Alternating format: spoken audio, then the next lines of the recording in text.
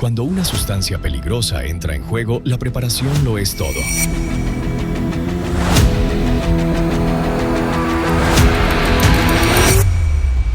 Llega el curso Respuestas a Emergencias Avanzadas con Materiales Peligrosos en la Spanish Fire School, edición de oro en Cartagena, Colombia.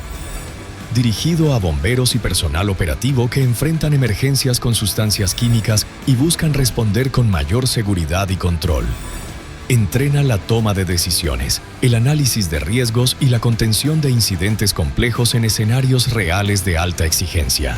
Parte de la especialización latinoamericana en respuesta a emergencias, módulo Respuesta a materiales peligrosos. Del 1 al 5 de junio en el Fire and Safety Training Center, Sachs Group.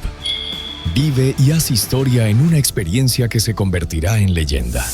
Contáctanos ahora y eleva tu preparación.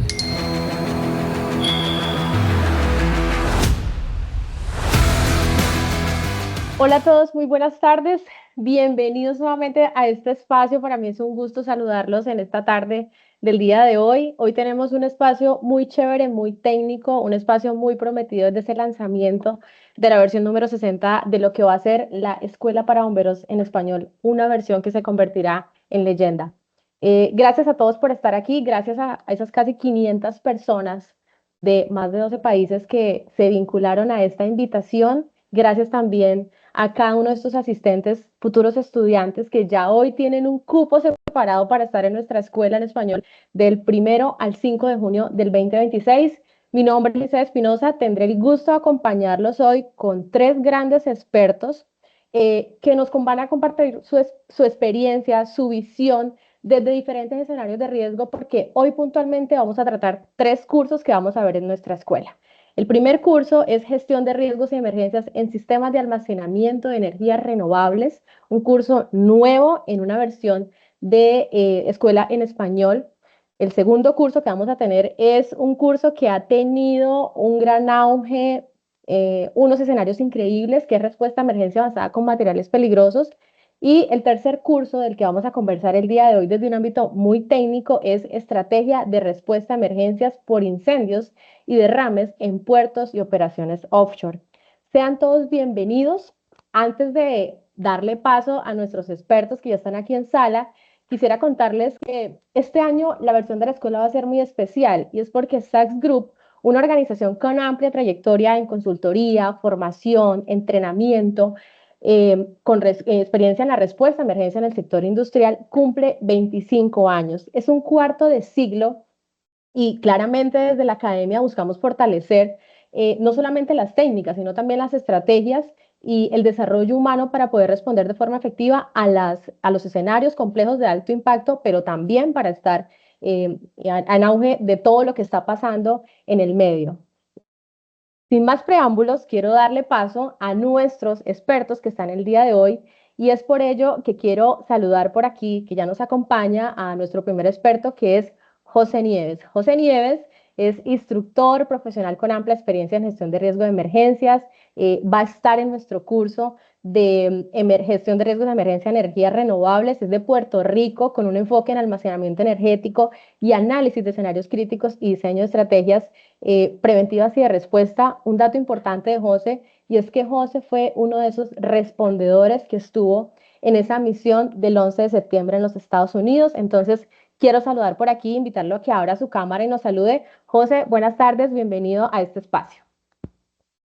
Saludos a todos y bienvenido a este webinar que se ha hecho con mucho cariño y amor para poder exponer las nuevas técnicas y lo que se espera dar en la escuela en español del 1 al 5 de junio de año.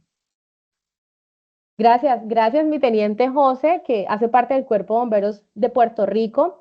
Seguidamente voy a darle paso a nuestro segundo ponente. Él viene desde el vecino país de Chile, es Raúl Espinosa, un apellido como el mío. De hecho, ahí como de cariño nosotros nos decimos primo. Raúl, primo, buenas tardes, bienvenido. Raúl es especialista en emergencias con materiales peligrosos, trayectoria con atención de incidentes complejos, manejo de sustancias químicas, evaluación de riesgos y toma de decisiones en escenarios de alta presión, y es por ello que quiero invitar por aquí a Raúl. Raúl, buenas tardes, bienvenido a este espacio. Buenas tardes, prima. Como siempre, un Un gusto saludarte.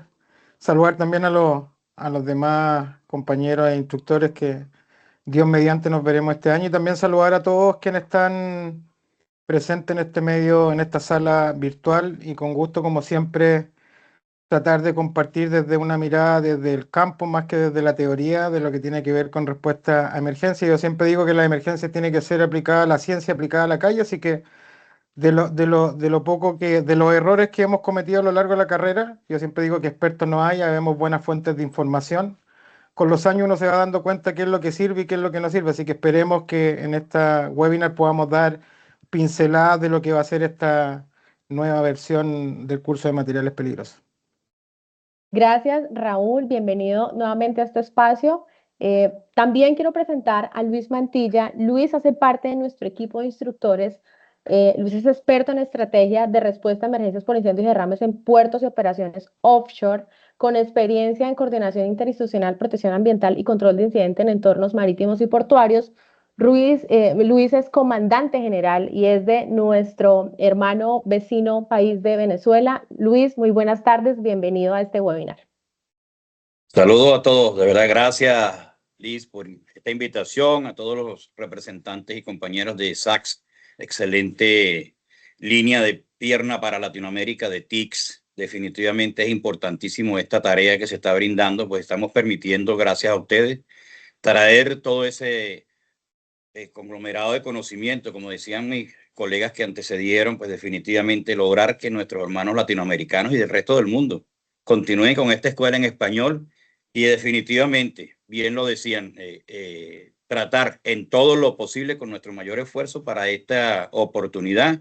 Grato honor que se nos permite nuevamente dar capacitaciones a este respecto y que todos los participantes puedan de una manera u otra lograr con el compendio de la experticia de todos los instructores que participan en esta oportunidad, ver estas emergencias tan delicadas y atípicas que son la respuesta a emergencia en instalaciones portuarias y unidades offshore. Importante que aquí estamos agregando, pues, offshore, estas unidades de explotación petrolera que son bien detalladas. Gracias, Liz, y gracias a todos.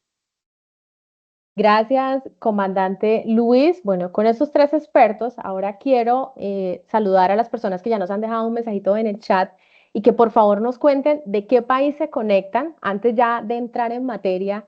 Por aquí con nuestros speakers, con cada uno de ellos vamos a abordar unas preguntas muy estratégicas. Si alguno tiene una pregunta para un ponente en particular, claramente la deja en el chat. Una vez terminemos la ronda de preguntas, vamos a despejar estas preguntas que ustedes tengan como asistentes. Lo importante es que se nos dejen en su chat es, me conecto desde tal lugar, he sido estudiante de la escuela, ya estoy inscrito a X o Y curso, porque la idea es que aquí compartamos todos y que también generemos un espacio chévere. Sin más preámbulos, voy a empezar con José Nieves. José nos va a estar acompañando y despejándonos unas preguntas acerca del curso de gestión de riesgo en sistemas de almacenamiento de energías renovables.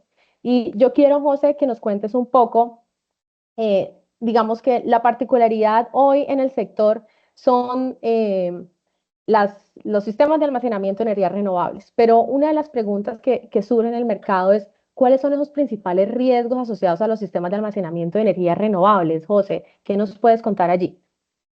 Mira, básicamente los riesgos que están asociados a estos sistemas de almacenamiento, número uno, tenemos el de incendio. ¿Por qué? Por las cargas que están corriendo. Número dos, descargas eléctricas. Número tres, vamos a tener explosiones o deflagraciones por la exposición a estos tipos de sistemas de carga. Número cuatro, los derrames de los electrolitos que producen las baterías de ion de litio son básicamente los riesgos mayores que tenemos presentes en estos tipos de escenarios por su complejidad, por su composición química y a la misma vez la forma en que reacciona el ion de litio con las baterías y la aplicación de los agentes de extinción que puedan estar presentes en esa área.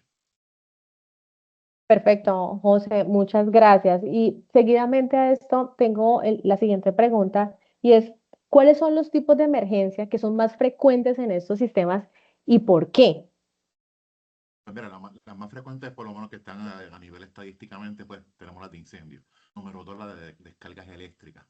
Número tres, la rotura de los sistemas de batería y los derrames de materiales peligrosos que pueden haber en esas áreas. Número cuatro, la mala planificación que pueden haber en estas construcciones o la falta de normativa aplicables que hacen que los sistemas no tengan las capacidades para poder resistir las cargas eléctricas, y algo tan sencillo como el factor ambiental. Por ejemplo, en Puerto Rico, que es un área densamente riesgosa para los huracanes y las tormentas, pues los sistemas tienen que tener unas áreas específicas de seguridad en cuanto a su construcción y diseño para poder manejar estos vientos y estas áreas que son bastante peligrosas para nosotros. Ok, gracias. Buenas tardes. José, un gusto desde Ecuador. ¿Nos ayudas con algo? Por los participantes, si podríamos mejorar un poco el sonido, el audio tuyo se escucha muy bajo, entonces si podríamos tener a la mano una mejor... Gracias de antemano y disculpe por la... José, por acá nos están diciendo en el chat que tu audio se escucha un poco bajo, y antes de pasar a esa siguiente pregunta, no sé si de pronto puedas hacer algún ajuste o tal vez con algunos auriculares, José, para poder abordar esta tercera pregunta, y si no, tal vez subirle un poquito el tono de voz, porque varias personas nos han dejado en el chat que te escuchan muy bajito y las respuestas están muy interesantes. Dime ahora si me escuchan mejor.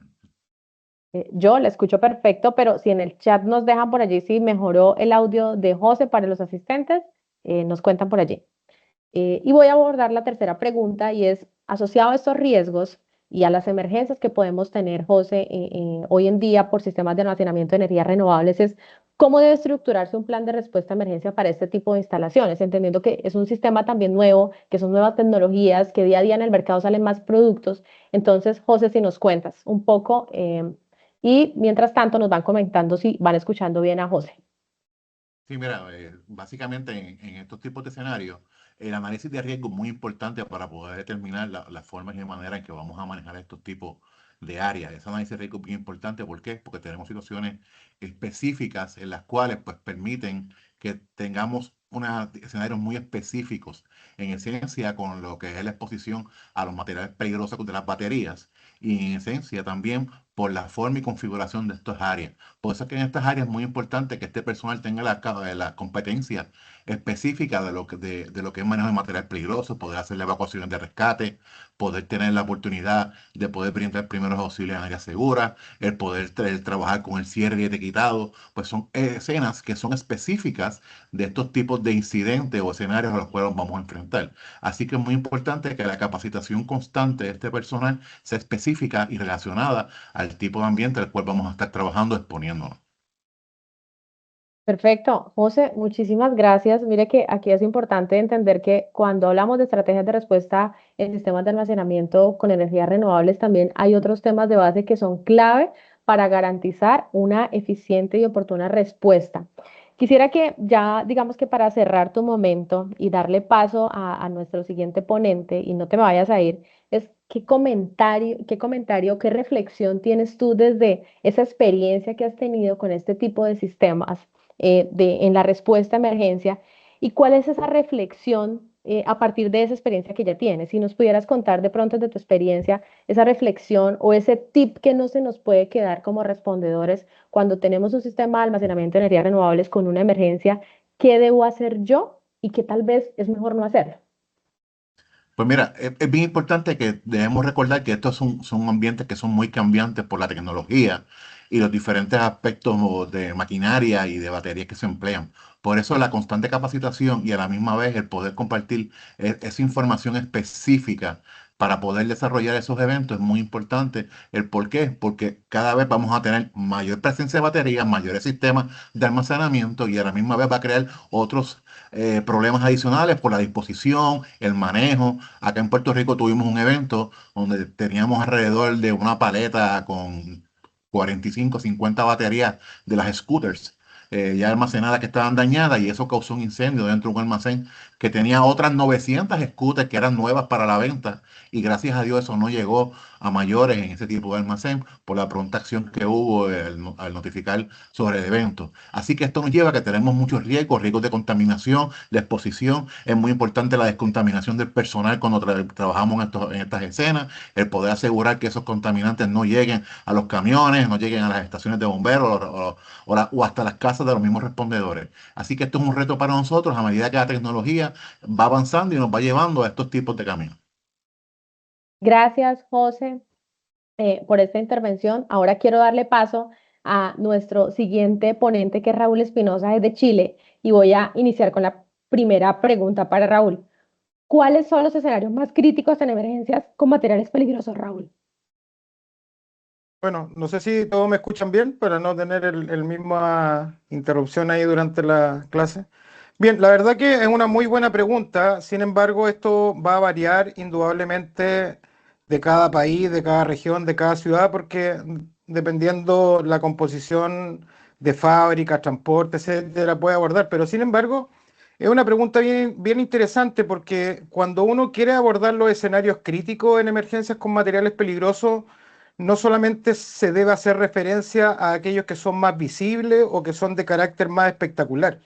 ¿Ya? Acá se trata en particular de situaciones donde la energía, la toxicidad y la incertidumbre confluyen de tal manera que un mínimo error puede escalar con rapidez y derivar en consecuencias de mayor magnitud.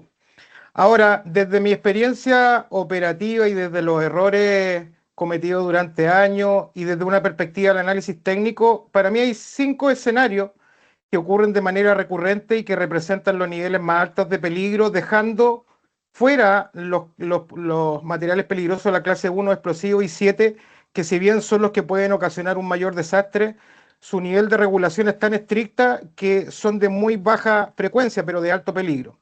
¿Ya? Por tanto, el primer escenario corresponde a las liberaciones no controladas de gases tóxicos o asfixiantes, ¿ya? Y acá se trata probablemente del escenario más letal y a la vez de uno de los que más se subestima, ¿ya? Sustancias como el cloro, el amoníaco, el sulfídrico, más conocido técnicamente como el sulfuro de hidrógeno, y otros gases que se manejan a nivel industrial, pueden generar grandes zonas de peligro extensas, caracterizadas por un desplazamiento rápido, y lo peor, que muchos de ellos tienen ausencia de señales que son sensoriales confiables. Por tanto, el peligro no solamente radica únicamente en la toxicidad del químico, sino que radica en la pérdida inmediata de la capacidad de escape, tanto para la población que está expuesta como del mismo equipo de respuesta. Y en estos casos, la diferencia entre un incidente contenido y un evento catastrófico depende principalmente de la identificación temprana y del control efectivo que podamos tener de aquella pluma de dispersión. ¿Alguien activó el micrófono? Bien, ahí sí. El segundo escenario crítico, bajo mi experiencia, está constituido por incidentes que involucran materiales inflamables, sobre todo bajo condiciones de confinamiento. Ya acá podemos tener derrames de líquido o fugas de gases inflamables en espacios cerrados, semicerrados, y en eso, si uno quiere hacer referencia, tenemos los túneles, salas de bomba, rack de proceso, y que representan un peligro bastante extremo. Y en ese contexto, el peligro no está solamente limitado a lo que uno podría decir el incendio, ¿ya? Sino que principalmente el mayor peligro está debido a la acumulación progresiva y silenciosa de atmósfera explosiva que pueden detonar ante una energía mínima de activación. Y ese tipo de situaciones, el tiempo actúa como un factor adverso. Y acá lo relevante es el monitoreo atmosférico, que se convierte en una herramienta muy decisiva para poder tomar decisiones operativas de manera temprana. El tercer escenario, que es muy común, ¿ya? El tercer escenario corresponde a los accidentes de transporte cuando tenemos compromiso múltiple. ¿Qué quiero plantear acá? Es que cuando confluyen vehículos dañados, tenemos personas atrapadas y le sumamos una carga peligrosa, la complejidad del incidente se incrementa o aumenta de manera exponencial. Y en estos contextos, en este contexto en particular, el rescate técnico y el control de materiales peligrosos uno no lo puede abordar como fases independientes. Por tanto, mientras se están desarrollando todas las tareas de rescate, de liberación mecánica, el incidente generalmente puede evolucionar a derrames, fugas presurizadas o reacciones secundarias, ¿ya? Y en ausencia de un criterio técnico de ir o no ir, ¿ya? El peligro principalmente se transfiere directamente al equipo de respuesta. El cuarto escenario lo constituyen los eventos asociados a reacciones químicas no controlada, descomposiciones térmicas, polimerización, incompatibilidad química. Y el quinto escenario involucra incidentes asociados a materiales peligrosos. Si bien no siempre la comunidad de respuesta lo percibe como emergencias hazmat tradicionales, los criogénicos concentran peligros que son muy significativos, por nombrar algunos: asfixia, fragilización de materiales, expansión violenta, y en determinados casos, muchos de ellos son inflamables. Y como tienen una alta relación de expansión, una vez que se liberan, sobre todo en fase líquida, pueden modificar de manera sustancial el comportamiento estructural del entorno. Por tanto, y para cerrar esta respuesta, esta pregunta, digamos, la respuesta a tu pregunta, en todos estos escenarios que acabo de mencionar, el factor común no es el producto en sí mismo, ¿ya?, sino la pérdida del control del sistema.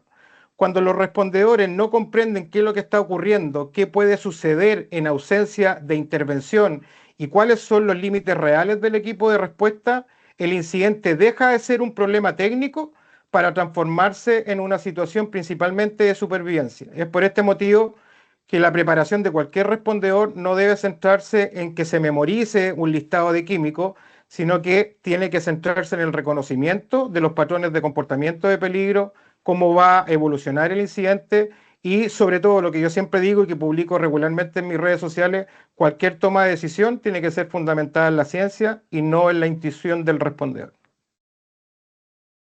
Gracias, Raúl, por esta intervención y este aporte muy completo y esta explicación a la primera pregunta. Y yo voy a abordar la siguiente pregunta, Raúl, para que nos cuentes un poco de cuál es la diferencia o qué diferencia hay en una respuesta básica a una respuesta a una emergencia avanzada cuando se intervienen con elementos o sustancias peligrosas. Bien, la verdad que acá la diferencia entre básico y avanzado puede variar indudablemente también en la comunidad dependiendo del país que uno esté, pero la diferencia entre una respuesta básica y una respuesta hazmat avanzada no radica particularmente en la cantidad de recursos que uno pueda desplegar con su equipo de respuesta, ni tampoco en el grado de heroísmo que puedan mostrar los respondedores, sino que principalmente se basa en la forma en que uno toma las decisiones y en el nivel de control técnico con el cual intervenimos el sistema. Expresado de manera más simple o de manera más sintética, uno puede resumir del siguiente modo una respuesta básica y avanzada. La respuesta básica es principalmente respuesta defensiva o de no intervención y la respuesta avanzada es una respuesta ofensiva.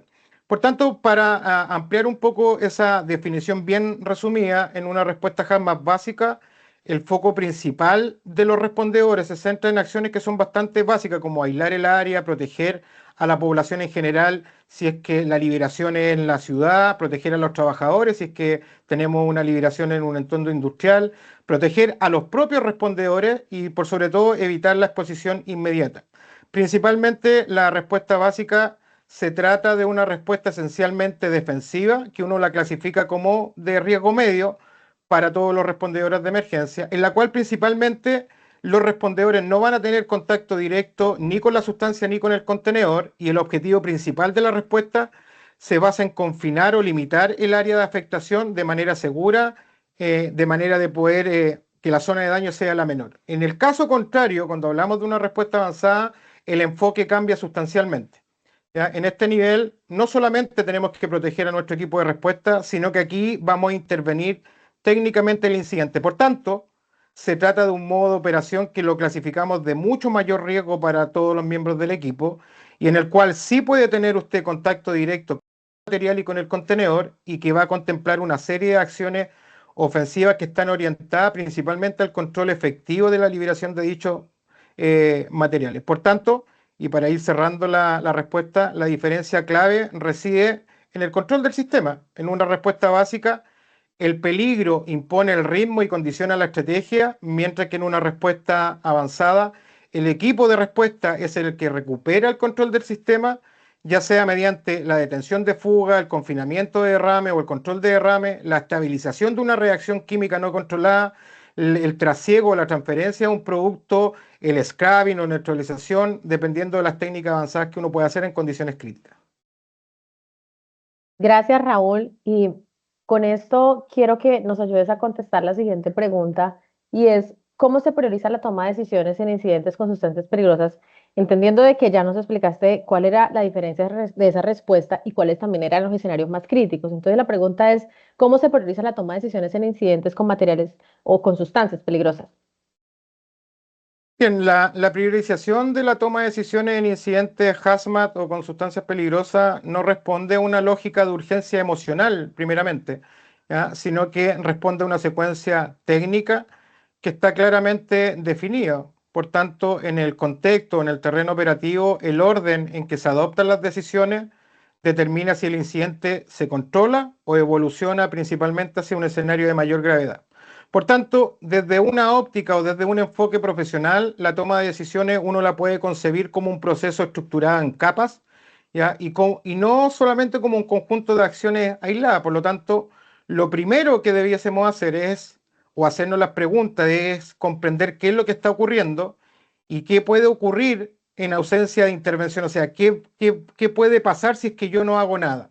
Por tanto, antes de que uno movilice cualquier recurso, la pregunta clave no es qué voy a hacer de inmediato, sino que yo debiese preguntarme qué sucederá si mi equipo no realiza ninguna acción. ¿Ya? Todo material peligroso, toda sustancia peligrosa presenta un comportamiento que es predecible, que está gobernado principalmente por las leyes o por lo que conocemos como sus propiedades físicas y químicas. ¿Ya? Por tanto, la evaluación de las variables como presión, temperatura, estado físico, solubilidad, miscibilidad, ventilación, nivel de confinamiento y el factor tiempo le permite a cualquier respondedor bien entrenado anticipar cómo va a evolucionar el evento. Por lo tanto, esta primera etapa resulta crítica. ¿Y por qué? Uno se podrá preguntar por qué resulta crítica, porque muchas de las decisiones erróneas que se toman en campo se originan en la intervención prematura sin que el equipo tenga una comprensión adecuada del sistema. Segundo, proteger la vida, pero de manera técnicamente que sea sostenible. ¿Qué quiero decir con esto? Que la protección de la vida no se limita a tomar acciones solamente de evacuar o aislar, ¿ya? Sino que implica asegurar que todas las acciones iniciales no vayan a generar un peligro adicional para los respondedores, ni para la población o para los trabajadores si es que el incidente en un complejo industrial. Por lo tanto, una decisión que expone al equipo sin un control adecuado no constituye una acción de salvamento o de rescate, sino que principalmente lo que estamos haciendo ahí es una transferencia de riesgo. Y en esa etapa, en la segunda, vamos a definir las zonas de control de peligro, los controles de acceso y cuáles son todos los criterios claros de permanencia o que me voy a retirar del sector. La tercera, identificar con certeza cuál es el peligro predominante en la escena. En cualquier incidente con materiales peligrosos, raramente va a existir un único peligro. ¿Ya? Es habitual que usted tenga un incidente que va a coexistir toxicidad, inflamabilidad, corrosividad, reactividad o presión incluso actuando de manera simultánea. Por tanto, la correcta priorización exige identificar qué peligro representa la amenaza inmediata para la vida y la salud y en qué condiciones se puede materializar esa amenaza. Cuando uno toma ese análisis, ¿ya? Ese análisis lo que hace es evitar la adopción de tácticas que sean incorrectas, ¿ya? Por ejemplo, como priorizar el control del fuego cuando el peligro principal que yo tengo es una nube tóxica, o centrarse en un derrame cuando el peligro real corresponde a una reacción violenta en desarrollo. La cuarta es decidir si el control va a ser defensivo, ofensivo o de no intervención. Ya es una decisión, no es una decisión táctica, sino que estratégica. El quinto lugar, utilizar el monitoreo como una herramienta de decisión y no como un mecanismo de confirmación. Y acá esto quiero centrarlo bien porque todos los datos que obtenemos a través del monitoreo en campo, uno no lo debe utilizar para validar decisiones previamente adoptadas, sino que lo debemos utilizar para estar constantemente ajustando nuestra estrategia en tiempo real. Las tendencias, los gradientes y cualquier cambio sutil, ¿ya? Resultan mucho más relevantes que los valores absolutos. Por lo tanto, cuando el monitoreo, los valores que le está entregando le contradicen la hipótesis inicial, esa debe ser revisada y corregida, ¿ya? Los datos bajo ningún deben ser ignorados. Finalmente, documentar y comunicar de manera clara y trazable la información, porque acá, ¿por qué es importante esto? Y con esto ya cierro la respuesta para no alargarme. Una decisión técnicamente correcta, pero que es deficientemente comunicada, ¿qué es lo que va a ocasionar en el campo? Va a generar un caos operativo. Por tanto, cada priorización debe ser comprendida tanto por quienes ejecutan las acciones, por quienes van a asumir el riesgo. Desde ese punto de vista, la trazabilidad técnica no solamente protege la organización, sino que, aún más importante, garantiza la coherencia durante todo el desarrollo de la respuesta. Por tanto, acá no se trata solamente de actuar, sino que de actuar correctamente y sobre todo en el momento oportuno. La diferencia entre una respuesta controlada o que el incidente tenga una escalada, rara vez se explica por la falta de recursos.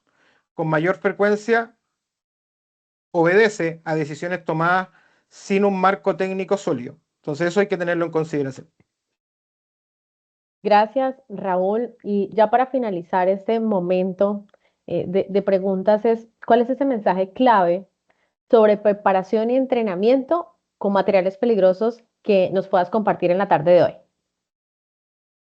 Yo creo que materiales peligrosos no es diferente a ninguna otra disciplina de la respuesta a emergencia.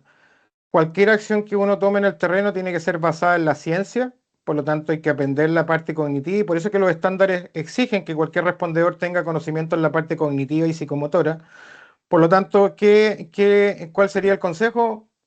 Estudie la parte científica, que es lo que le va a ayudar a la toma de decisiones, y entrene constantemente. Sobre todo, yo siempre le digo, entrenen aquellas incidentes o tareas que son de baja frecuencia, porque aquellas cosas que estamos respondiendo todos los días, las habilidades se mantienen siempre actualizadas. Sin embargo, los mayores desastres y los resultados más desastrosos quedan en aquellos incidentes que son de muy baja frecuencia, pero que los químicos son de baja peligrosidad.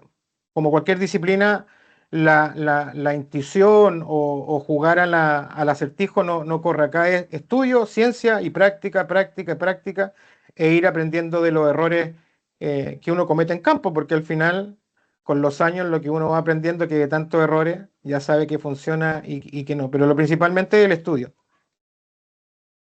Gracias, Raúl, por estas respuestas tan nutridas e interesantes desde un ámbito muy técnico. Antes de darle paso a nuestro tercer speaker, quiero saludar a todas estas personas que nos han dejado sus reportes por chat. Qué chévere saber que tenemos personas desde México, Argentina, Panamá, Colombia, por supuesto, Brasil, y que se han conectado a este espacio muy técnico porque eso quiere decir que han escuchado nuestro mensaje y que les interesa saber de Escuela de Bomberos en Español, que les interesa prepararse. Entonces, muchísimas gracias a estas personas que han dejado su reporte y a quienes no lo han hecho, los invito a que nos saluden y nos cuenten de qué país están conectándose en la tarde de hoy. Quiero invitar a Luis Mantilla, quien nos va a hablar un poco de incendios en puertos, terminales marítimos y operaciones offshore. Comandante Luis, viene la primera pregunta para ti, es ¿cuáles son los riesgos más frecuentes en puertos y operaciones offshore? Sí, bien interesante todo lo que habíamos estado copiando de los compañeros que me antecedieron. Y fíjate que positivísimo lo que acabas de mencionar. Estamos viendo que acá en el chat, en el web, hay personas de diferentes áreas. Han estado ellos explicando que vienen desde las áreas de QHC hasta áreas operacionales. Y esta pregunta cala directamente sobre lo que podríamos plantear. Cuando hacemos una evaluación potencial de los riesgos, de esos riesgos potenciales que podrían ocurrir en operaciones de puerto o unidades offshore, definitivamente nace todo desde ese principio del compendio básico que todos conocen como áreas de seguridad, por supuesto que sí, pero que luego se inmersa en ese mundo navegable tan complicado desde el principio internacional. Debemos tomar en consideración que toda operación en puertos o instalaciones portuarias, como ciertamente se reconoce hoy día identificado, está de la mano de la OMI. Es decir, nos vamos ahora hasta las Naciones Unidas. Y en las Naciones Unidas, después de aquel grandes desastres que hubo marítimo, popularmente incluso el Titanic, conocido por todos nosotros, generó una serie de confabulaciones en positivo donde todos los países que tienen mundos navegables, y una gran mayoría de sus representaciones las tenemos acá de manera bien positiva en el chat por sus diferentes países con cuerpos de agua, decidieron generar entonces las normativas que adicional a lo que ya conocemos desde el mundo de la seguridad industrial, entren también en la particularidad del mundo marítimo. Entonces ahí podemos encontrar desde lo más sencillo, aunque parezca elemental, que es el caída de hombre al agua, algo que es pues típico si simplemente estás en una instalación en cuerpos de agua y el individuo por alguna circunstancia cae a esto. Desde simplemente mojarse hasta la fatalidad de este mismo.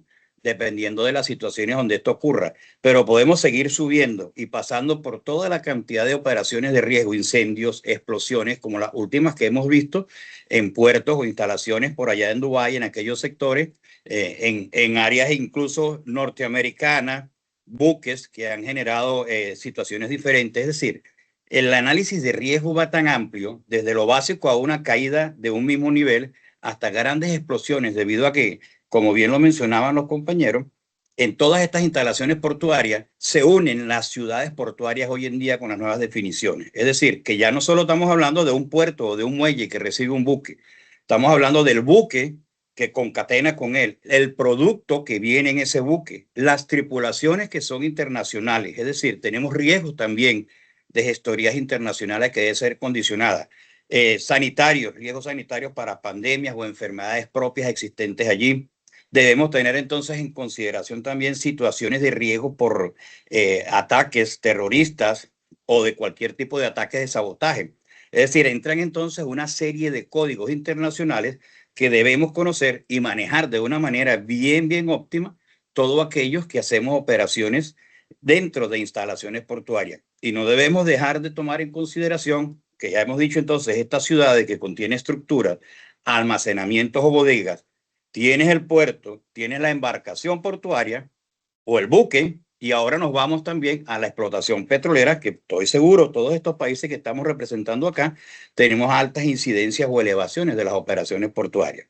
Estas elevaciones de operaciones portuarias nos llevan entonces a conocer que no es solamente debemos considerar como riesgo la potencial situación que ocurra ahí en el buque, sino también en ese proceso operacional existente allí, que de una u otra forma nos va a permitir observar condiciones como las que podríamos estar viendo en algunas actividades operativas, es decir, instalaciones que podrían ser definidas como instalaciones industriales que al final del día están dentro de esa instalación portuaria. Entonces vamos a tener riesgo de explosión, riesgo de incendios, riesgos condicionados de enfermedades, es decir, los paramédicos deben tener una particularidad, clara idea de cómo atender cualquiera de estas situaciones que se puedan presentar dentro de nuestra instalación. De allí parte el por qué es importante introducir la situación del análisis de riesgo base que conocemos en seguridad industrial, pero apegarnos a estos convenios internacionales que son importantísimos, como el SOLAS, que es el Código de Seguridad de la Vida del Mar, el MARPOR para condicionamientos ambientales, el IGS como norma o sistema de gestión para aquellos que manejamos los sistemas auditables ISO 9000, cualquiera de ellas que van bien conectados con este sistema, formaciones, entrenamiento, preparación del personal, es decir, un posicionamiento bien intenso e interesante que deberíamos manejar en consideración para poder tener un buen análisis, Lisette, y todos los que nos escuchen en función de esas evaluaciones de riesgo pertinentes en las operaciones marítimas, si las generalizamos, o operaciones de instalaciones portuarias y unidades offshore. Gracias, Luis, por tu respuesta. Y ahí viene un poco la segunda pregunta, y es, ¿qué particularidades tienen las emergencias en entornos marítimos, más allá de lo físico o de lo que uno pueda encontrar, frente a otros escenarios? ¿Cuáles son como esas particularidades propias desde lo técnico y desde la respuesta a emergencia más allá de lo físico? Claro, particularidades tan interesantes como que cuando vayas a una operación de este tipo te consigas estructuras del tamaño y la envergadura de un semisumergible en una operación offshore, es decir, una unidad de operación de perforación costa afuera que podría definirse desde una gabarra tipo cantilever, básica, sencilla, pero que tiene cerca de 50 almas a bordo para perforaciones de aguas de baja profundidad, como unidades Mobile Offshore Drilling Unit, estas unidades de perforación, como la que están viendo en el video de fondo, que son pues definitivamente unidades para aguas ultra profundas, que trabajan entonces ahora con unos sistemas de EPS adicionales. Esta particular condición debe ser manejada muy bien por los respondedores de emergencia.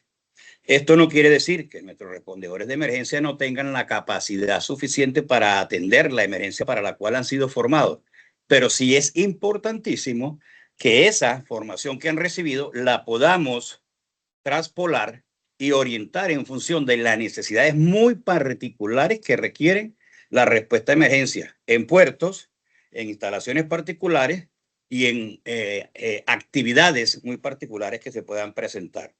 Si queremos dar una respuesta muy consona o específica sobre qué particularidades tienen las emergencias, debes pensar incluso desde las consecuencias propias locales de la participación de diferentes entes relacionados a la explotación del producto y del barco o del buque que se esté manejando, hasta las afectaciones internacionales existentes por cada uno de los particulares que se encuentran allí. Y normalmente, pues no es el 100%, se presentan situaciones que escalan hacia los procesos de contaminación ambiental. Condiciones, por supuesto, que están protegidas por estos convenios internacionales y que cada uno de nuestros países tiene las características particulares de protección. Y todos, estoy seguro que sabemos que las consecuencias para cada una de las empresas que representemos, es decir, al dueño del buque, al armador, al dueño del puerto o al dueño de la instalación portuaria o de la carga, puede llegar a generarles unas demandas extremadamente altas y elevadas que, pues, en consecuencia de la continuidad del negocio se complica. Entonces aquí se agrega esta adicional particularidad en la respuesta a emergencia de este tipo de estructura. Debes tener en consideración la gerencia, comandos y la continuidad del negocio propia para poder entonces atender emergencias con características particulares de operaciones en instalaciones marítimas o unidades costa afuera, en cualquiera de sus áreas, sea en tierra o sea incluso contendiosas hacia el área marítima específicamente. Perfecto, Luis, muchísimas gracias por esta respuesta. Y vamos a ir con la tercera y última pregunta de este momento, antes de la reflexión. Y por supuesto.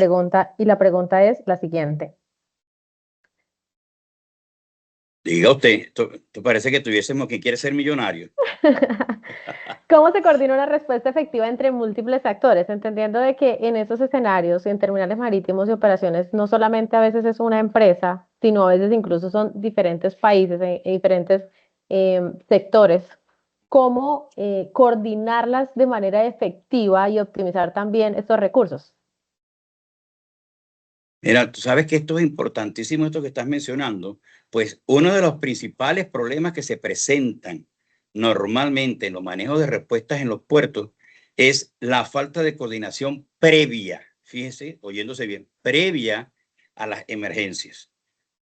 Una de las características que hemos encontrado nosotros con particular posición en función de responder a este tipo de emergencias es que usualmente son emergencias muy grandes o escalan muy rápido y esa necesidad de atención supera muy rápidamente las capacidades propias de cada una de las brigadas de emergencia que tienen estas instalaciones portuarias, por lo que usualmente deben trabajar mancomunadamente.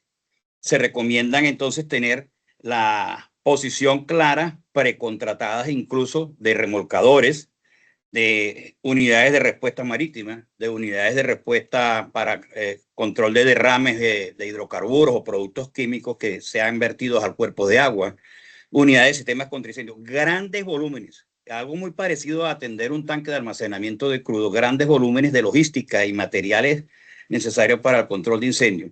Es decir, que fíjate que sigue entrando entonces otro posicionamiento muy importante que catalogado desde el principio de la NFPA, estaríamos hablando del comando de incidente en escena.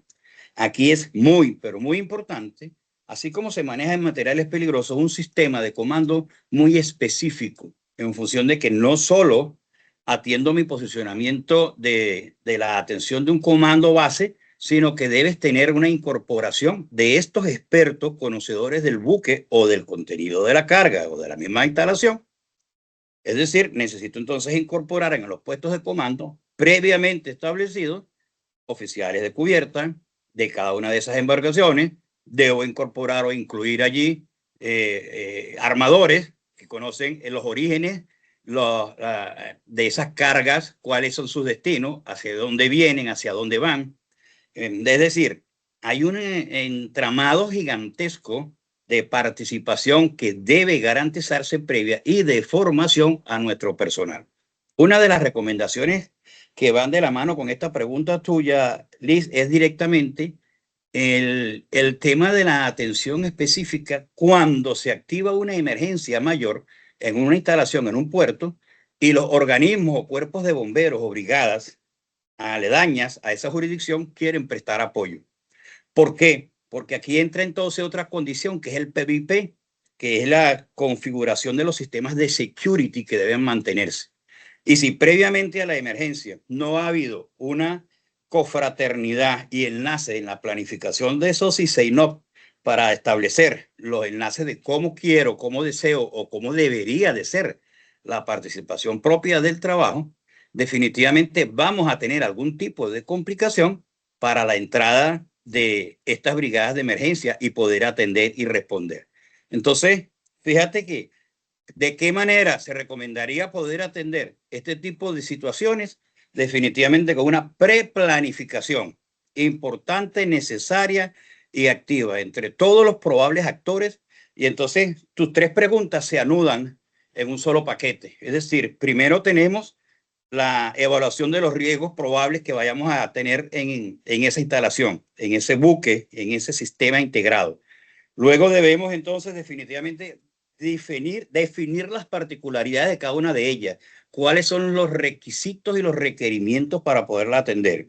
Y luego entonces poder ubicar en mi entorno todas las necesidades y de esos organismos que puedan prestar la atención per se en lo que yo necesito. Recordemos que en estos mundos usualmente todo se cobra.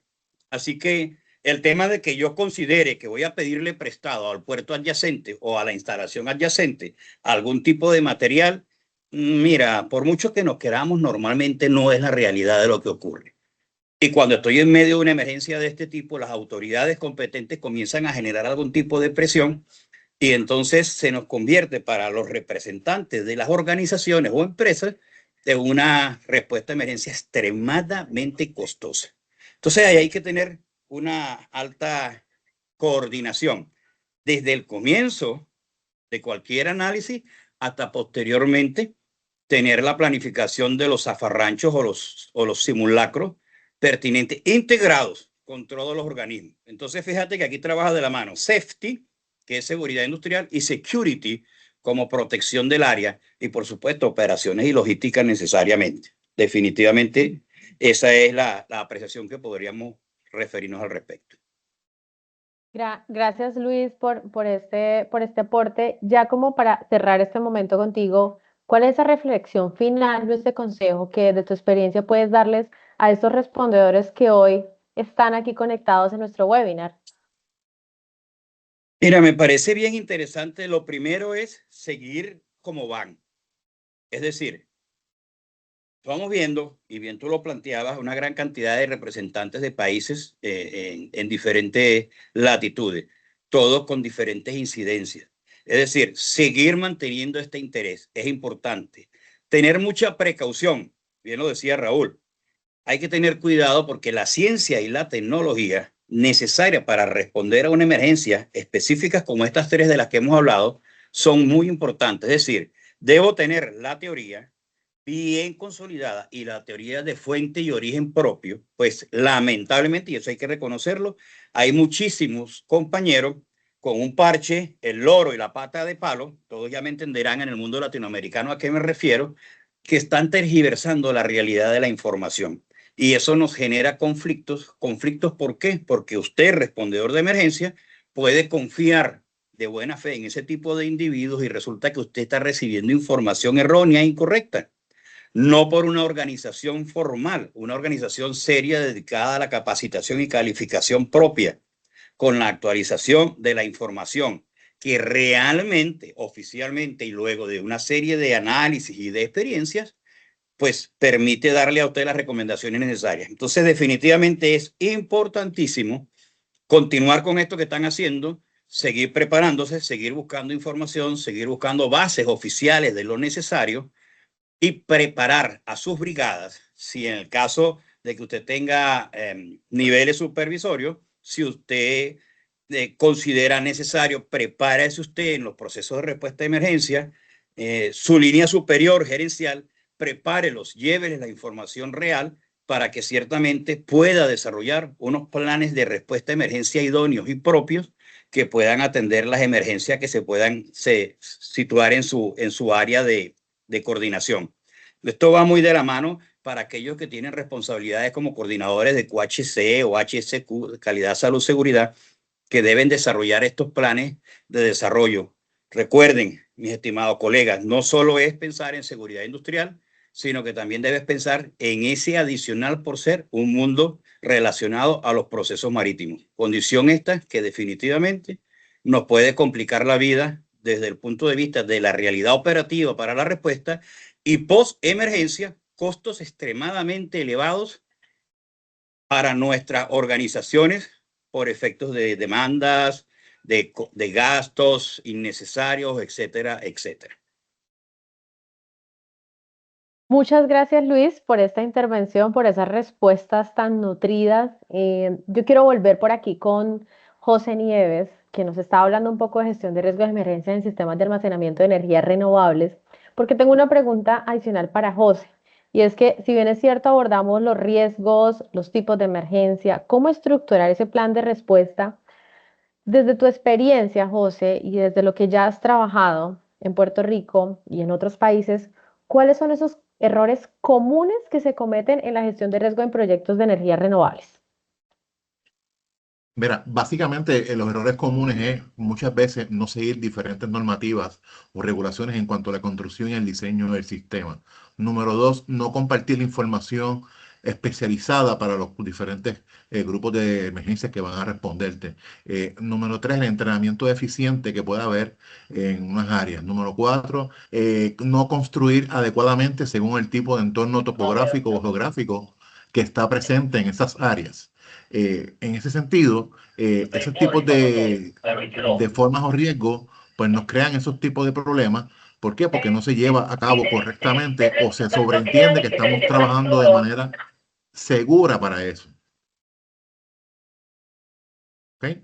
Por eso es que es muy importante que cuando se hacen estos tipos de análisis de riesgo, se tomen todos los entornos posibles que están de acuerdo al área geográfica, ubicación, tiempo, condiciones especiales, capacidad máxima de generación de energía, todo eso que nos va llevando a que estos sistemas se vayan integrando a las otras redes de en cuanto a energía se vaya trabajando para que todas sean de una manera que se vayan autoayudando unas con otras. Perfecto, José, muchas gracias por este aporte y bueno, gracias a nuestros tres speakers, ya hemos revisado tres escenarios críticos con características muy distintas. Por un lado, José nos hablaba de energías renovables, Raúl nos hablaba de sustancias químicas y materiales peligrosos y Luis, por otra parte, también nos hablaba de emergencias en terminales marítimos y operaciones offshore. Y ahora quiero invitar a los tres a que se sientan libres de contestar estas tres preguntas finales. Y la primera pregunta es, ¿cuáles son los elementos comunes en una respuesta efectiva a emergencias sin importar el sector? Aquí quiero invitar a nuestros ponentes, voluntariamente a quien me pueda ayudar a responder estas preguntas también aquí para nuestros asistentes. ¿Qué elementos son comunes en una respuesta efectiva a emergencias sin importar el sector? Mira, si puede, inicio y el resto de compañeros complementen. Adelante. Lo inicial es porque va de la mano con lo que me preguntaste, una excelente preplanificación y una elaboración de un muy buen comando de incidentes en escena, porque eso va a permitir la generación de la planificación y comando de incidentes, la adjudicación perfecta de todos los órganos necesarios, tanto materiales peligrosos como para productos especiales, mundos marítimos, etc. Entonces, yo creo que debería de iniciarse por allí, por una buena planificación previa de un sistema de comando. Perfecto. No sé si Raúl o José tienen algún aporte a esta pregunta. Yo creo que Luis nos ganó a todos. Yo sigo sosteniendo que la base de... Yo aquí diferenciaría dos cosas para complementar lo que dijo Luis, a nivel industrial y a nivel de ciudad. Cuando uno está en un equipo de respuesta industrial, en un área acotada, aunque tenga muchos procesos, una refinería, un terminal de gas, una planta química, la preplanificación es sumamente relevante porque básicamente cualquier equipo de respuesta no tiene excusa para no estar preparado para sus peores escenarios. En el mundo público, un equipo de respuesta, un departamento de bomberos quizás sea público, o sea no remunerado, voluntario o profesional. Sobre todo los no remunerados tienen mucho más problemas para poder obtener información y tener planes preincidentes más acotados. Pero a nivel industrial, creo que la preplanificación de todos sus peores escenarios es básico, no hay excusa para no estar preparado en la parte técnica, en la parte de equipamiento. Es por eso cuando uno ve muchos incidentes que aparecen en las noticias después de 4 días, logramos contener el incendio heroicamente, negligencia, malo, paupérrimo, porque en realidad cuando uno conoce sus procesos, ¿ya? Y conoce los peligros y los riesgos de esos peligros, uno tiene que estar preparado para controlar la emergencia en el menos tiempo posible. Por lo tanto, el romanticismo aquí tiene que quedar de lado. La preplanificación, la ciencia, el estudio y el entrenamiento son pilares básicos. El resto es el romanticismo barato para justificar la inoperancia de los equipos de respuesta, ¿no? Perfecto, gracias Raúl. José, ¿un aporte final a esta pregunta? Pues mira, yo creo que mi amigo Raúl y mi amigo Luis han dado en el clavo en esta parte específicamente. El preplaneo, la estrategia, la anticipación de esos eventos son la parte clave y la integración de los recursos, el Comando de Incidente Unificado nos lleva a unas estrategias muy buenas a poder aportar los diferentes objetivos de la emergencia que queremos trabajar o que queremos controlar. Así que básicamente ellos han dado en la parte importante y es lo que nos debemos enfocar en los futuros más cercanos. Cómo seguir conglomerando los recursos y cómo llevarlo de una manera efectiva, organizada, maximizando lo que tenemos para poder continuar efectivamente. Perfecto, muchas gracias a los tres por esta respuesta. Voy a ir con otra respuesta que la idea es que interioricemos desde la experiencia que ustedes tienen es cómo preparar a las organizaciones para escenarios cada vez más complejos y cambiantes. Parto yo esta vez para que Luis pueda descansar. Yo creo que la preparación, independientemente que las tecnologías, los procesos vayan evolucionando y tengamos peligros aún mayor o materiales combustibles que se queman mucho más a mayor temperatura, etcétera, siempre hay que mantener lo básico y lo básico para la preparación es el estudio, basarse en la ciencia, actualizarse, ¿ya? Porque en la medida que uno mantenga conocimientos antiguos, a uno le toca ver muchas veces que todavía siguen, por dar un ejemplo muy básico, entrenando en equipos de respiración autónoma allá con equipos de los años 90 que ya no se ocupan, que no están, etcétera. Entonces, o en comportamientos de fuego con materiales que hoy día no predominan las construcciones. Por lo tanto, la base es la ciencia sustenta las decisiones técnicas y tácticas que tomemos en terreno y para eso es estudiar las distintas áreas y estar constantemente actualizado. Esto es como la vida diaria, la vida avanza, aparece un celular nuevo cada 3 meses, bueno, cada 9 meses hay que aprender sus funciones nuevas, un computador nuevo, en la respuesta a emergencia es lo mismo. Es por eso que cuando uno hace auditoría de equipos de respuesta, uno dice, ¿cuándo hizo el curso? Voy a hablar de mi área, pero que es transversal. ¿Cuándo fue la vez que hizo el curso? No, yo tengo técnico HAZMAT, pero nos entrenamos hace 10 años el último curso. Bueno, la norma se actualiza en un periodo de 4 o 5 años, pero también la norma en el capítulo 1, en la sección 1.3.1.8, le dice que cada autoridad competente tiene que asegurarse que todo su equipo de respuesta, a lo menos, se recertifica anualmente en sus competencias y sus conocimientos, y eso es para rescate técnico, offshore y todas las disciplinas de rescate. Por lo tanto, ¿qué les digo yo a las organizaciones? No solamente se preocupa de obtener un papelito que diga que es capaz de hacer algo, entrena a su gente, dele las competencias tanto cognitivas como psicomotoras, pero más aún de eso, preocúpese de mantenerse actualizado año a año y cumpla con el estándar, porque es muy fácil decir que somos entrenados bajo NFPA, pero la verdad que no cumplen ni la cuarta parte, están adaptados a NFPA adaptado a Sudamérica, ¿ya? Entonces no cumplen ningún estándar. Ese sería mi humilde consejo para lo que uno ve regularmente en toda Latinoamérica, no solamente tema de Chile, sino que es un tema transversal que nos afecta principalmente a los latinos. Perfecto, gracias Raúl. No sé si alguno de Luis o José quieran dar un aporte. Claro, Liz, gracias. Adelante. Soportando lo que manifiesta Raúl, 100% de acuerdo contigo y solo agregaría un tema importante.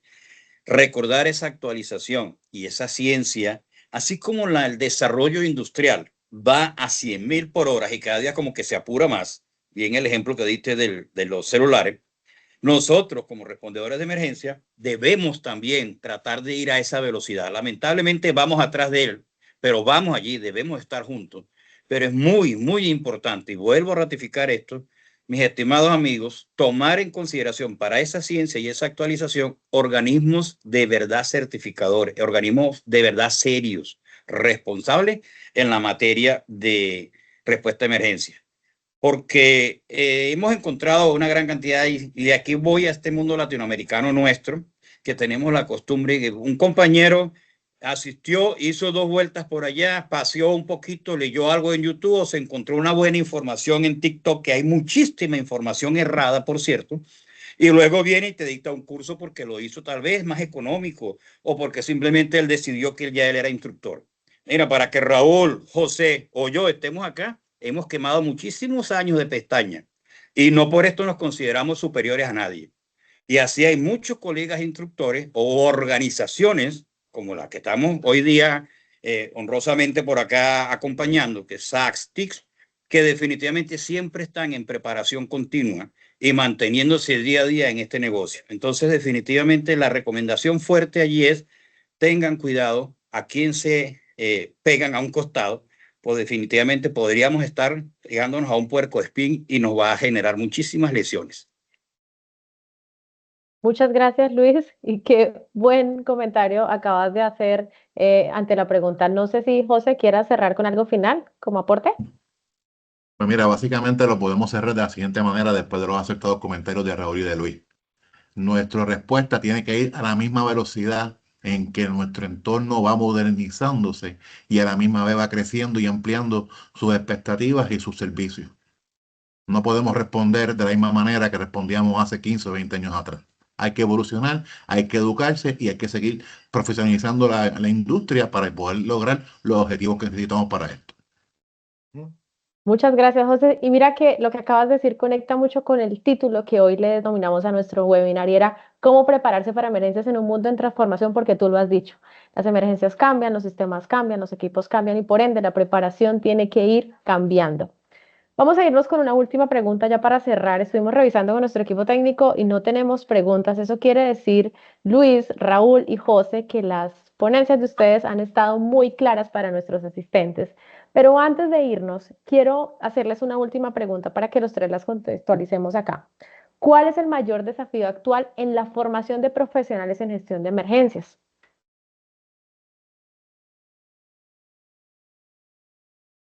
Luis, adelante. ¿Qué quieres? José, démosle a José que parte ahora. O José. José, ahora comienza tú, José. Claro, tengo que comenzar yo, definitivamente. Trabajo en equipo. Pues mira, yo lo que creo que, definitivo, para poder lograr esto y poder impactar es que tenemos que cambiar nuestra mentalidad. Cambiar la mentalidad de entrenamiento, cambiar nuestro pensamiento y girarlo a un entorno de modernización, un entorno de capacitación constante que lleve que nuestras capacidades sean mucho más específicas para los diferentes trabajos o retos que nos vamos a enfrentar. Porque de la misma manera que el mundo va cambiando, nosotros tenemos que cambiar nuestra forma de responder y a la misma vez tenemos que desarrollar procedimientos estándares de operación seguros bajo un programa de salud y seguridad ocupacional vigente que active o que lleve que esa seguridad de ese personal sea adecuada para lo que nos vamos a enfrentar y los riesgos que los vamos a exponer. Por eso como nosotros como patronos o como empresarios que tengan estos tipos de organizaciones, tenemos que buscar que nuestros procedimientos sean a tono a la seguridad de esa persona y a la misma vez poder resolver los problemas que nos van a generar las posibles emergencias a las cuales nos vamos a estar enfrentando en nuestro día a día y en nuestra capacitación y en nuestra modernización de los recursos que tenemos. Gracias, José. Está listo para Adelante, candidato a Raúl. presidente de Puerto Rico. Yo la verdad que a la pregunta que hacía Liz, yo le sumaría, esta base es básicamente un consejo para todos nosotros, porque no siempre buscar lo barato es lo mejor, sino que yo siempre digo, cuando vaya a buscar un proceso de formación, preocúpese de averiguar cuál es el currículum del instructor que va a estar en ese curso, porque cualquiera de nosotros puede tomar un proceso de formación de metodologías de enseñanza aprobar, certificarse, y ese te da las herramientas para poder preparar, presentar, aplicar o evaluar un programa de formación ya hecho, sobre todo si uno sigue los distintos niveles de NFPA 10-20. Sin embargo, lo que uno tiene que buscar en los procesos para que sean enriquecedores son instructores que tengan experiencia de campo, porque cualquiera puede leer un manual, cualquiera memoriza una información, pero cuando uno le hace una pregunta que no está en el manual y que es del campo, muchos dicen, el manual dice esto y quedamos acá. Por lo tanto, cuando uno está invirtiendo sobre todo los recursos de uno, dese el tiempo, de más allá lo que yo siempre digo, ¿qué le interesa tener un certificado, un papelito que diga que es capaz de hacer algo? ¿O realmente quiere aprender a hacer algo? Y ahí cobra mucha importancia, primero, la solidez de la organización en la cual usted se va a entrenar, no por tanto se han ganado el prestigio a lo largo de los años. Y segundo, preocúpese, interiorice de quiénes van a ser sus instructores. Hoy día en el mundo y en todas las disciplinas, no solamente en el tema de respuesta a emergencia, hay sinvergüenzas que le interesa ganar plata solamente y no enseñar. ¿Ya? Por lo tanto, preocúpese de saber quién le va a enseñar y qué experiencia tiene, porque al final lo que realmente nos interesa es aprender. Como digo, no necesariamente lo barato es malo. Lo barato puede ser, muchas veces hay organizaciones que tienen programas baratos que están enfocados en aquellos respondedores que no tienen los recursos para poder ir a un centro de entrenamiento más caro o viajar. Pero todos tenemos la libertad de pedir, ¿me puede mostrar el currículum del instructor? ¿Qué experiencia tiene realmente de campo? Porque si me va a tocar un instructor solamente teórico de manual, para eso bajo un manual, lo compro, lo leo y le pido a ChatGPT que me aclare cualquier duda. Entonces, es básico, la experiencia de campo. Y lamentablemente, la experiencia de campo uno la adquiere no en una farmacia, en una droguería, en un supermercado, se adquiere respondiendo en campo y es la única manera. Eso sería mi consejo, porque a lo largo de mi carrera también he invertido recursos en lugares donde he salido decepcionado y en otros lugares donde he aprendido. Y lo último, y con esto termino, rodéense siempre con gente que sea mejor que uno. Nunca lo miren como una amenaza, porque en la medida que uno tenga gente mejor que uno siempre va a progresar. Si se rodea de mediocre, de gente mala, la verdad que usted va a nivelar para abajo. Lamentablemente el ser humano tiende a mirar como competencia que uno le van a quitar el puesto si se rodea con gente mejor. Yo trato siempre de ojalá de estar rodeado de gente que sepa mucho más que yo en experiencia y en conocimiento. Y nunca me he sentido menos, al contrario, trato de sacarle el provecho que puedo a cada uno de ellos. Perfecto, gracias Raúl. Luis. Sí, correcto. Raúl y José definitivamente han dado en el clavo con lo que queremos transmitirle a nuestros potenciales participantes, a los colegas, al entorno y a esos representantes de organizaciones que podrían encontrarse aquí. Siempre ha sido el tenor de lo que nosotros tratamos de informarle a todos nuestros participantes en los años que hemos estado desarrollando. Quería salir un poquito del protocolo, Liz, porque estoy viendo en el chat que hay allí algunos saludos interesantes. Por ejemplo, tenemos a José Daniel, que nos está enviando hasta corazoncitos a Raúl y a mí. Vamos a devolverles esos corazoncitos, porque eso es importante para que él siga pues atento allí con nosotros. Muchas gracias, José Daniel.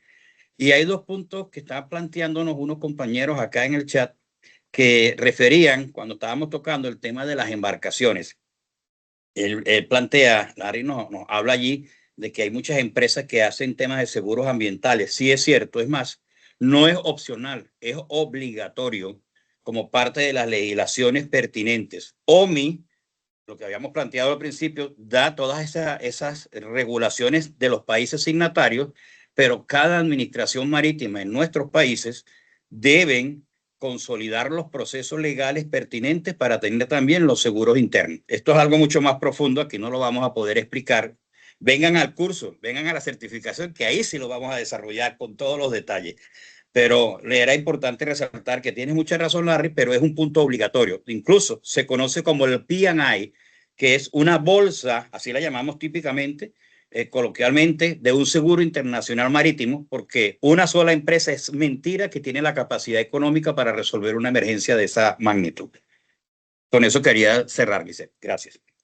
No, a ustedes, Luis, Raúl, José, como siempre, muchísimas gracias. Creo que varias personas dejaron sus aportes y varias personas también conectaron mucho más y despejaron, conocieron también parte del equipo que va a estar en nuestra versión número 60 de la Escuela para Bomberos en Español que desarrollaremos en la ciudad de Cartagena del 1 al 5 de junio y en el cual estos 3 expertos hoy nos hablaban de gestión de riesgos en emergencias, en sistemas de almacenamiento de energías renovables por un lado por parte de José, respuesta a emergencia avanzada con materiales peligrosos por parte de Raúl Espinosa de Chile y también Luis nos habló acerca de las estrategias de respuesta a emergencia por incendios en derrames en puertos y operaciones offshore.